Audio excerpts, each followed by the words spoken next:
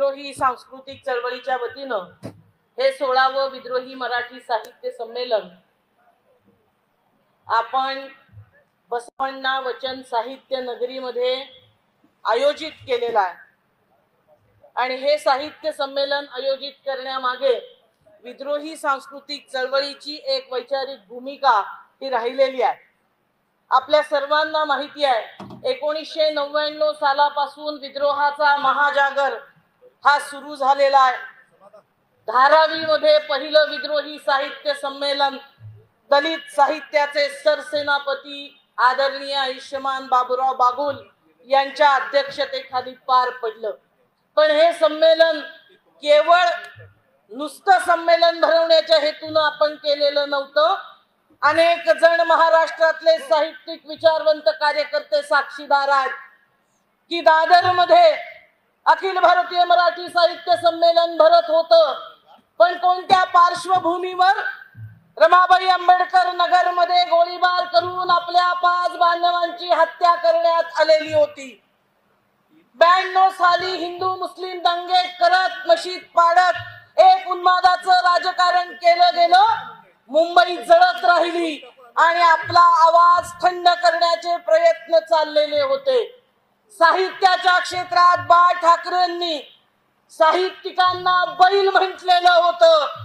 अशा एका राजकीय सामाजिक सांस्कृतिक पार्श्वभूमीवर आम्ही तुमच्या विचारांना, तुमच्या साहित्याला, तुमच्या संस्कृतीला नकार देत आहोत।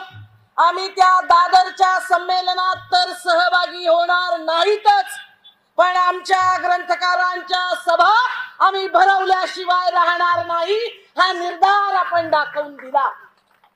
ही हिम्मत बोलण्याची की तुमचं साहित्य त्याच्यामध्ये आमच्या अखिल मानवाच्या हिताचं बीज नाही हे सांगण्याची हिम्मत आम्हाला 19व्या शतकामध्ये महात्मा ज्योतिबा फुल्यांनी दिली। 19व्या शतकात ब्रिटिशांच्या कालखंडात शिक्षणाची एक मोहीम सुरू झाली, धोरण आलं। पहिलं ज्यांनी शिक्षणाला विरोध केला झिरपण्याचा सिद्धांत, अशीच मडकी उभी करून म्हटले पहिल्या मडक्यात टाका शिक्षण, झिरपत झिरपत झिरपत खाली जाईल। तो ज्योतिबा फुले नावाचा क्रांतिकारक उभा राहिला आणि आता आपण ज्या त्वेषानं ही उतरंड मोडली त्याच त्वेषानं 19व्या शतकात क्रांतिबा ज्योतिबा गरजले। झिरपण्याचा सिद्धांत शिक्षणामध्ये मान्य नाही। एकाच वेळेस दलित, आदिवासी, भटके, विमुक्त, स्त्रिया सर्वांना शिक्षण मिळालं पाहिजे हा समतेचा विचार ते सांगत होते। पण ज्यांनी शिक्षण देण्याला विरोध केला अशा मुठभर भटा बामणांनीच शिक्षण सुरू झाल्यानंतर त्याच्यावर स्वार झाले। शिकलेली माणसं पहिली त्यांच्यात निर्माण झाली, आत्मभान जागृत झालं ब्राह्मण वर्णातल्या माणसांचं, खरं तर पुरुषांचं। याचं कारण स्त्रियांना शिक्षणाची बंदी ही घातली ती ब्राह्मण स्त्रियांना पण शिकू दिलेलं नाही। आत्मभान ब्राह्मणांचं जागं होतं म्हणजे काय होतं? जात आणि धर्मवाद, पुरुष सत्तेला उगाळण्याचं काम 19व्या शतकात झालं। आत्मभान जागृत झालेला ब्राह्मण बुद्धिजीवी म्हटलं आपल्या ग्रंथकार सभा घेतल्या पाहिजेत। पहिलं ग्रंथकार संमेलन पुण्यात झालं लोकहितवादींच्या नेतृत्वाखाली। सपशेल फसलं, 6 माणसं फक्त उपस्थित राहिली। हा त्यांचा इतिहास आहे। आज आम्हाला मोठं वर तोंड करून विचारतात आमचं 95 आहे, तुमचं तर 16 आहे। अरे 95-95 अंकांना आम्ही मोजत नसतो। आमचा क्रांतिबा ज्योतिबा फुले 19व्या शतकात गरजलाय तुमच्या विरोधात। आमचा तुमचा सामना 19व्या शतकापासून सुरू आहे। ते ग्रंथकार संमेलन फसलं, मग परत दुसरं घेतलं। लोकहितवादींच्या जोडीला दुसरा ब्राह्मण बुद्धिजीवी आला, न्यायमूर्ती रानडे नावाचा। रानडेंना हे कळलं आपली संमेलन फसतायत, मग संमेलन फसत असतील इव्हेंट करावे लागतात त्यांना कुठले कुठले हवाई उद्या जाऊद्याचे शो करावे लागतात। तेव्हा एक चाल खेळली होती की आपण जर महात्मा फुल्यांनाच बोलवलं तर 4-2 माणसं जरा जास्ती येतील, म्हणून पत्र लिहिलं न्यायमूर्ती रानडेंनी, आमच्या ग्रंथकार सभेमध्ये तुम्ही उपस्थित राहा. अरे काय म्हटलं महात्मा फुल्यांनी? महात्मा फुल्यांचं रानड्यांना पत्र आहे आणि पत्रामध्ये अंजुमताई दखनी भाषा महात्मा फुल्यांनी वापरलेली आहे.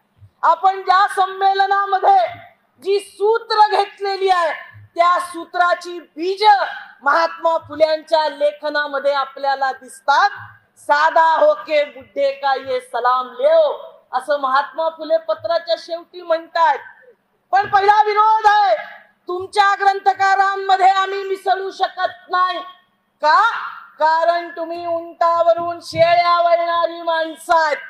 अरे मातीमध्ये मातीचा स्पर्श पण न झालेली माणसं, तुमचं साहित्य काय असणार? अलीकडे खूप लोकांनी PhD संशोधन केली आहे आणि एका संशोधकांनी तर असं मांडलंय की 19व्या शतकामध्ये हे ब्राह्मण भटोजी सगळे लिहित होते ना, त्यांचं खुद्द आगरकरांच्या साहित्यासह तिकडच्या पाश्चात्य म्हणजे इंग्रजी शिकले, पण इंग्रजी शिकले ते काय केलं तर इंग्रजीच्या चोरामारा करून स्वतःचं साहित्य, स्पेन्सरचं साहित्य चोरायचं आणि स्वतःच्या कथा कादंबऱ्या लिहायचा हा उद्योग यांनी सुरुवातीपासून ठेवलाय. उंटावरून शेळ्या वळणारी माणसं आपलं वर्चस्व मुठभर उच्च जातीयांचं इतरांवर राहावं, ही उतरण जशी आहे तशी राहावी याच्यासाठी साहित्य निर्मिती करतात आणि म्हणून त्यांच्या साहित्याला महात्मा ज्योतिबा फुल्यांनी नकार दिला. महात्मा ज्योतिबा फुल्यांचं हे पत्र आम्ही असं मानतो की विद्रोही सांस्कृतिक चळवळीचा जाहीरनामा आहे. आज विद्रोही सांस्कृतिक चळवळीच्या वतीनं हे 16वं विद्रोही साहित्य संमेलन आपण घेतो. अरे कसा करायचा असतो साहित्य संस्कृतीचा विचार, हे आपण दाखवून दिलंय 16 संमेलन घेऊन. विद्रोहीचे सर्वच्या सर्व अध्यक्ष हे सर्जनशील साहित्यिक आहेत. ते तांडाकार आमचे आत्माराम कलिराम राठोड, ज्यांना अभा नावाच्या सगळ्या साहित्य व्यवहारामध्ये कुठल्याही प्रकारची दखल ज्यांची घेतली गेली नाही. हा विद्रोह कशासाठी? आमच्याकडे जे साहित्यिक आहेत ते वेगवेगळ्या जातीतले, वेगवेगळ्या धर्मातले केवळ नाहीत, तर ते जातीयंताच्या जाणीवा घेऊन, ते पुरुष सत्तेचं आव्हान गाडण्यासाठी, ते भांडवलशाहीतली उपभोगवादी, विषमतावादी, शोषणवादी मूल्य गाडून टाकण्यासाठी आपल्या कवितेला हत्यार बनवतात, आपल्या शाहिरीला हत्यार बनवतात, आपल्या कादंबरीला हत्यार बनवतात, आपल्या कथांना हत्यार बनवतात. आणि हा विद्रोहाचा जागर म्हणून 16 आपले संमेलनाध्यक्ष आपण पाहिले. आपल्याला मागण्या नाही कोणाला करायला लागल्या. महिलांचं प्रतिनिधित्व राहिलं. केवळ प्रतिनिधित्व नाही, जसं अंजुमताईंनी सांगितलं की त्यांना अभिमान आहे, केवळ विद्रोही मध्ये नाही ताई, या भारतामध्ये जेवढीही साहित्य संमेलन होतात झालेली आहेत, अशा सर्व संमेलनांचा लेखाजोखा घेतला तरी आजपर्यंत एकही संमेलनाची उद्घाटक महिला झालेली नाही. आम्हाला अभिमान आहे अंजुमताई कादरी या स्वागताध्यक्ष आहेत. पण हे येतं कुठून की अंजुमताईंनी स्वागताध्यक्ष पद स्वीकारावं? हे येतं आमच्या भूमिकेतून. आमचे साहित्यिक जसे विद्रोहाचा एल्गार पेरत निघालेले आहेत, तसं आपलं संघटनात्मक बांधणी, आपलं संयोजनाचं संपूर्ण कामकाज हे मिलाजुला कल्चर आहे. हे गंगा जमुनी तहजीबचं प्रतीक आपण सातत्यानं ठेवलंय, कारण आपण अत्यंत निष्ठापूर्वक या विचारांचा स्वीकार केलाय. अरे तुमचं काय बोलावं? का आम्ही तिथे येत नाही? का आम्ही फुली मारतो तुमच्या त्या अखिल भारतीय नावाच्या सगळ्या संमेलनांवर? केवळ 4-2 ब्राह्मण माणसं तिथं नेतृत्व करतात म्हणून अजिबात नाही. आम्ही जाती विश्लेषण न करणारी माणसं आहे, आम्ही जाती अंतासाठी विश्लेषण करणारी माणसं आहेत. हे आपण जरा नीट लक्षात त्यांना आणून देऊयात. नाहीतर मग उद्या आपल्याला हे प्रश्न विचारतायत, अहो तुमच्यातले काहीतरी ठाले, सांगवे, अमके तमके, कांबळे हे तिकडे गेलेत, मग आता तुमचा विद्रोह कशासाठी? आपण हे सांगतोय की इथे जमलेला प्रत्येक माणूस स्वतःच्या डोक्यावर स्वतःच धड असणारा मेंदू असणारा माणूस हा विद्रोही संमेलनात आहे. पण आमच्यातले चुकले हुकलेले तिकडं गेलेले धड तर त्यांचं आहे कुठल्या जाती धर्माचं, पण त्यांचा मेंदूवर ब्राह्मणी भांडवली पुरुष सत्ताक संस्कृतीनं कब्जा केलेला आहे. एखादा काय चिटपुट पुरस्कार मिळावा, एखादं कुठलं तरी ते संमेलनामध्ये गाणं म्हणता यावं, अशा छोट्यासाठी लावणाऱ्या लोकांना आपण माफ करूयात. पण जे मुखंड आहेत ते कोणता विचार मांडतात? अरे अखिल भारतीय वाल्यांचं काय सांगायचं? त्यांनी संमेलन घेतली काय व्यवहार केला? पुण्यामध्ये साहित्य संमेलन सासवडला घेतलं. त्याच वर्षी पुण्यामध्ये त्या विठ्ठलरामजी शिंदे पुलावर डॉक्टर नरेंद्र दाभोलकरांचा खून झालेला होता. संमेलन 3 जानेवारीला होतं, सावित्रीबाईंच्या जयंतीच्या निमित्तानं. जयंती त्यांना लक्षात नव्हती, तसाच दाभोलकरांचा खूनही विस्मरणात त्यांचा जातो. आणि त्या संमेलनामध्ये दाभोलकरांच्या खुनाचा निषेध करा एवढी सुद्धा त्यांची अवकात नाही. त्यांची संमेलनं भरवण्याच्या लायकीची आहेत का, हा प्रश्न आज आम्ही उपस्थित करतो. त्यांनी चिपळूणला साहित्य संमेलन घेतलं, मंचावर एकही मूर्ती प्रतिमा नाही आपली. याचं कारण साहित्य संस्कृतीचा व्यवहार झाला पाहिजे. चिपळूणला साहित्य संमेलन भरवलं, आग्रह काय? परशुरामाची मूर्ती बसवली पाहिजे. काय आहे परशुरामाची कथा? आपल्या आईचं मुंडकं धडावेगळा करणारा परशुरामाची प्रतिमा बसवणं म्हणजे स्त्रियांच्या हिंसाचाराचं आजच्या काळात समर्थन करण्यासारखं आहे. अखिल भारतीय वाले स्त्री हिंसाचाराचं समर्थन या पद्धतीनं आपल्याला करताना दिसतात. ठाण्याला संमेलन घेतलं, ठाण्याच्या संमेलनामध्ये स्मरणिका काढली आहे. स्मरणिकेमध्ये एक लेख लिहिलाय आणि लेखात मध्ये काय उल्लेख आहे? पंडित नथुराम, महात्मा गांधींचा खुनी पंडित झाला. तुम्ही नथुरामचा गुणगौरव करता. आम्ही आज हे म्हणतोय की तिथे जमणारी नथुरामी संस्कृती आहे आणि इथे जमणारी गांधीवादी, फुलेवादी, आंबेडकरवादी अशी सर्व माणसं आम्ही आहोत. आम्ही इथे विद्रोही मध्ये सतत सांगत आलोय. अरे त्यांचा प्रवास कसला? परशुराम ते आसाराम, व्हाया नथुराम असा अखिल भारतीय. आम्ही भगवान गौतम बुद्ध, चार्वाक, बसवेश्वरांपासून बाबासाहेब आंबेडकर, शाहू महाराज या संपूर्ण परंपरा, अण्णाभाऊ साठे ही परंपरा मानणारे आम्ही आहोत. हा आमच्यातला फरक आहे. आज 16वं विद्रोही साहित्य संमेलन आपण एका वैशिष्ट्यपूर्ण पार्श्वभूमीवर साजरं करतोय. हे साजरं करण्याचं, हे संमेलन घेण्याची गरज मला असं वाटतंय की कधीही नव्हती. इतकी जास्ती गरज. एकतर 2 वर्ष आपण फार घरामध्ये दाबून राहिलो, विचारांची घुसळण झाली नाही आणि त्यामुळे सोशल मीडिया हा जणू काहीतरी क्रांती करणारे असा एक भ्रम पसरला.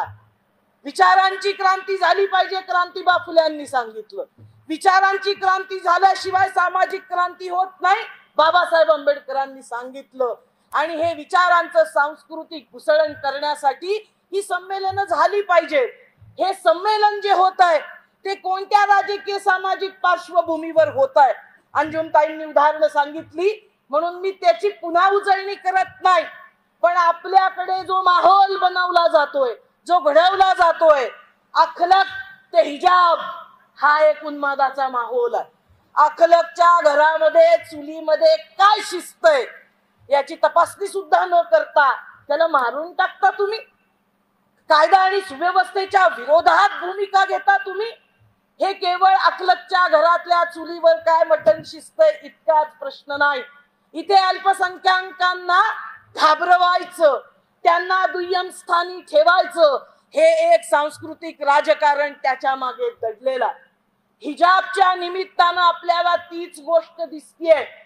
हिजाब घालावा न घालावा, तुमची वेशभूषा कसली असली पाहिजे, तुम्हाला त्या वेशभूषेचं, केशभूषेचं, आहाराचं काय खावं काय खाऊ नये हे टिकोरजीराव हुकुमशाहीवाद्यांनी आम्हाला सांगता कामा नये.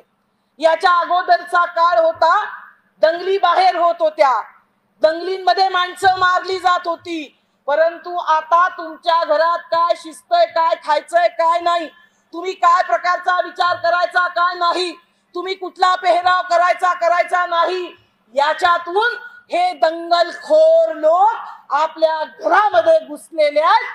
विद्रोही सांस्कृतिक चळवळ याला आव्हान द्यायला सतत उभी राहणार आहे, हे सांगण्यासाठी हे संमेलन आहे. अरे काय त्या भगवी वस्त्र घालून इकडे आलेले आहेत, हे काय परंपरेतले लोक आहेत, हे सांगणार आहेत आपल्याला, आपल्याशी बोलणार आहे. भगव्यांमध्ये पण दोन परंपरा आहेत. तुकोबाचा भगवा आपल्या बाजूने आहे, बसवण्णाचा भगवा आपल्या बाजूने आहे, आणि ते भलते भलते तुम्हाला माहिती आहेत कुठे आहेत. काल परवाच एक बाई बोलले आहेत, सांगायची नाव गरज आहे का, आहेच ना, ऋतंबरा काय काय काय म्हटल्या, हिंदू स्त्रियांनी. अरे स्त्रियांचं विभाजन असं कधी झालं? हिंदू स्त्री, मुस्लिम स्त्री, बौद्ध स्त्री, जैन स्त्री, अखंड स्त्रियांना पायात घातलं ना तुम्ही. या 4 वर्णांमध्ये बायकांचा समावेश केला होता का? पंचम वर्ण, पंचम पण नाही, त्याच्याही खाली. आणि तुम्ही आज सांगता हिंदू स्त्रिया अशा सगळ्या एक आहेत, असू शकतात? अरे जातीने विखंडित करून ठेवलाय तुम्ही स्त्रियांना, आणि म्हणूनच स्त्रियांची माती भडकवून दंगलीमध्ये सुद्धा त्यांचा वापर करणारे तुम्ही लोक. तुम्ही आज आम्हाला सांगता हिंदू स्त्रिया एक आहेत. काय करावं हिंदू स्त्रियांनी? किती मुलं जन्माला घालावी, म्हणजे आता चूल आणि त्याच्या पुढे बाईचं जनन, तिची जनन क्षमतेवर नियंत्रण हे प्रस्थापित केलं जात आहे. बाईच्या शरीराला युद्धभूमी बनवण्याचे धंदे ब्राह्मणवाद्यांनी बंद केले पाहिजेत, हे सांगण्यासाठी विद्रोही संमेलन आहे. बायकांनी म्हणे 4 मुलं तरी जन्माला घाला, आणि जन्माला कशी घालायची आहे? मशीन आहे. हिंदू ब्राह्मणी धर्मानुसार बाई म्हणजे काय? तर बाई म्हणजे फक्त अपत्य जन्माला घालणार एक यंत्र आहे. त्यापेक्षा तिला कुठलंही स्थान ना धर्मात ना जातीत. आणि या मला बाईंचं कळत नाही बोललेल्या 4 बरोबर मुलंच जन्माला येणार आहेत, एका मुलगे एका मागोमाग एक, ऑटोमॅटिक हिंदू चमत्कार ब्राह्मणी चमत्कार होणार आहे. आणि एका बाईला 4 अपत्य 4ही मुलगेच होणार, आणि मग 2 इकडं 2 तिकडं. हे विभाजन कुणी केलं? माझ्या मुलाला चित्रकार बनायचं असेल तर या बाई कोण सांगणार की त्यांनी विश्व हिंदू परिषदेमध्ये आणि RSS मध्ये मुलगा पाठवला पाहिजे? तुम्ही दंगल करण्यासाठी मुलांना जन्माला घालायला सांगता? सृजनाचा अधिकार आहे, आई व्हायचं की नाही हे ठरवण्याचं स्वातंत्र्य बाईला असलं पाहिजे. किती मुलं जन्माला घालायची हे परकीयांनी, परलोकांनी, विषमतावाद्यांनी हिंसा निर्माण करण्यासाठी, स्त्रियांना दुय्यम वस्तू समजण्यासाठी हे आमच्यावर असले आरोप अध्यादेश जारी करायचे नाहीत, हे सांगण्यासाठी हे विद्रोही साहित्य संमेलन आहे. आपल्याला संमेलनाच्या मिरवणुकीला आणि उद्घाटनाला उशीर झालाय. 2 दिवस आपल्याशी मी सतत बोलत राहणार आहे, आणि नाही बोलायला जमलं तर पुस्तकाचा माझा स्टॉल आहेच, त्याच्यातूनही तुम्ही मला जाणून घ्याल. संयोजक आहे, माझ्यावर जबाबदारी जास्ती आहे, म्हणून खूप बोलायचं आहे. आणि आता मला असं वाटतं, बोल के लब आजाद है तेरे हे सांगण्याची वेळ आहे. प्रतिकार विचारांचा विचारांनी करण्याची वेळ आहे, सामना विचारांचा विचारांनी करण्याची वेळ आहे. म्हणून खूप बोललं पाहिजे. बोलायलाच बंदी केलेल्या समाजामध्ये बोलणं हेच हत्यार आहे. आणि म्हणून आपण विद्रोही सांस्कृतिक चळवळीच्या वतीनं हे संमेलन हे जे करतोय त्याचं घोषवाक्य तुकाराम महाराजांचा, म्हणजे एक बसवण्णांची वचननगरी आहे आणि दुसरीकडे तुकोबा रायांचा अभंग आम्हा गडी धन शब्दांची रत्ने. रत्न काय? शब्द आहेत. शस्त्र काय? शब्द आहेत. आणि या शब्दांना शस्त्र बनवून आम्ही विषमतावादाचे ब्रूज हे उद्ध्वस्त करणार आहोत, हे आपण या घोषवाक्यातून तुकाराम महाराजांच्या सांगतो आहोत. आपण त्याचबरोबर बहुभाषिकता, बहुधार्मिकता, एक देश एक झेंडा, काय RSSचं युनिट बनवायचंय, काय हिंदू राष्ट्र उभं करायचंय? मान्य नाही आम्हाला. भारतीय राज्यघटना सांगते धर्मनिरपेक्ष भारत, समाजवादी भारत, स्वातंत्र्य, समता, बंधुता मानणारा भारत, हाच भारत टिकून राहिला पाहिजे. आणि म्हणून बहुधार्मिकता, बहुभाषिकता आणि संविधान मूल्यांचा जागर ही आपली यंदाच्या 16व्या विद्रोही साहित्य संमेलनाची थीम आहे, घोषवाक्य आहे. त्या घोषवाक्यानुसार 2 दिवस विचारांचा जागर, विचारांचा मंथन, कवितांचा पाऊस, शाहिरीचा जलसा आपण करणार आहोत. इतकंच आता आपल्याशी बोलते आणि थांबते. सत्य की जय हो.